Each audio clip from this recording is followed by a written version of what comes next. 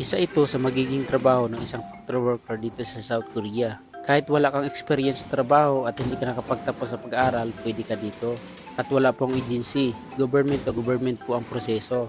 At ang sahod ay 85,000 to 150,000 pesos monthly salary. Kung ikaw ay 18 to 38 years old, pwede ka mag-apply dito. Ang gagawin mo lang ay mag-aral ka ng Korean language at maghintay ka ng exam. Since katatapos lang po ng registration ng exam, kung willing ka mag-apply dito sa South Korea, simulan mo na mag-aral ng Korean language ngayon. Dahil isang beses lang po magpa-exam sa isang taon. Ang tanong ng karamihan, saan ba mag-apply? Ganito ang gawin mo, humanap ka ng KLC o Korean Language Center. Dahil sila ang makakatulong sa iyo para makapagtrabaho ka dito sa South Korea. Bago ka kasi masilik na employer, kailangan mo muna ipasa ang exam at skill test. Wala pong placement fee, pero hindi ibig sabihin na wala kang gagastusin. Dahil ang gagastusin mo lahat-lahat ay abot ng 60,000 to 100,000 pesos. Kung wala